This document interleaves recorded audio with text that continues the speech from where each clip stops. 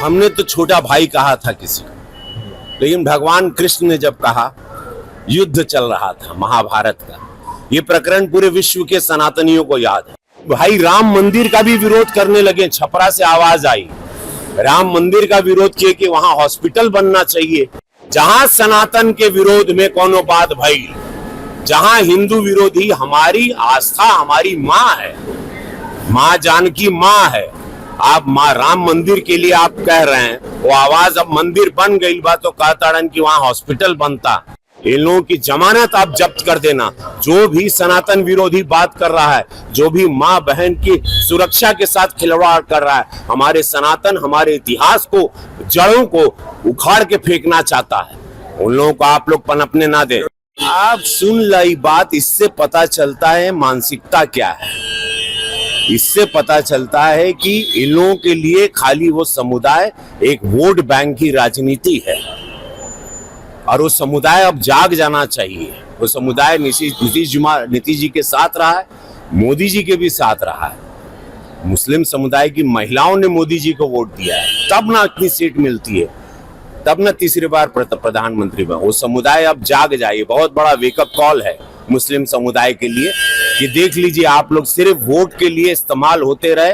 कांग्रेस के जमाने से, आजादी के बाद से इस समुदाय को सिर्फ इस्तेमाल किया गया है, और अनाज से लेके मकान से लेके सब कुछ प्रधानमंत्री जी और इस सरकार में सुरक्षा व्यवस्था, इस समुदाय को पूरा सुरक्षित रखा गया है। लेकिन वोट बैंक, वोट की राजनीति में यह समुदाय बिखर गया। हमेशा हिंदू मुसलमान विरोधियों ने करवाया, भाजपा ने कभी नहीं करवाया। कल आप जा रहे हैं छपरा चुनाव प्रचार में, वहां से आपके छोटे भाई चुनावी मैदान में खेसारी लाल यादव। देखिए, भगवान कृष्ण ने, हमने तो छोटा भाई कहा था किसी को, लेकिन भगवान कृष्ण ने जब कहा, युद्ध चल रहा था महाभारत का, ये प्रकरण पूरे विश्व के सनातनियों को याद है, और पूरा बिहारो सुन ले। जब युद्ध चला तो अर्जुन कहा कि ये भगवान, सामने भाई है, चाचा है, परदादा है, काका बा, छोट भाई बा, वो पटीदार है, क्या करे। तो भगवान कृष्ण क्या कहे जब पटीदार, चाचा, काका, भाई, बहन जो भी तुम्हारे समक्ष है युद्ध में, वो अधर्मी हो गया, वो सनातन के खिलाफ हो गया, वो स्वार्थ में चला गया, तब चूको मत, बाण चलेगा।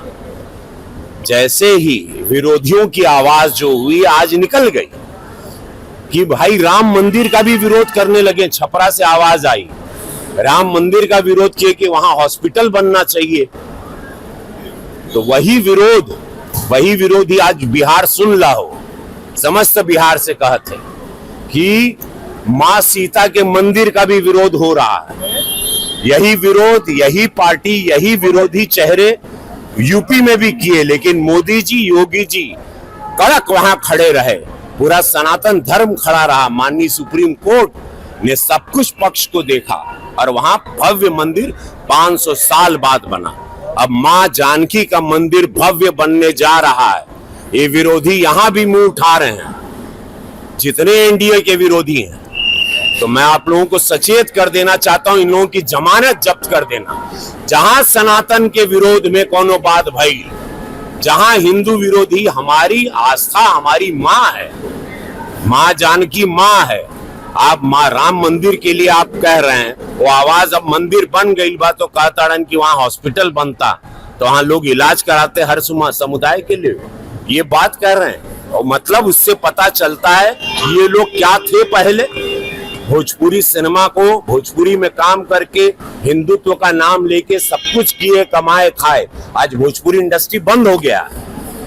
भोजपुरी इंडस्ट्री जो हम राष्ट्रीय पुरस्कार दिलवा के चले थे, इन लोगों को मशाल दिए थे, और हम थोड़ा सदन में गए।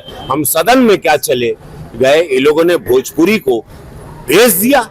इन लोगों से पूछना चाहिए भोजपुरी इंडस्ट्री क्यों बंद हो गई, क्यों काम बंद हो गया।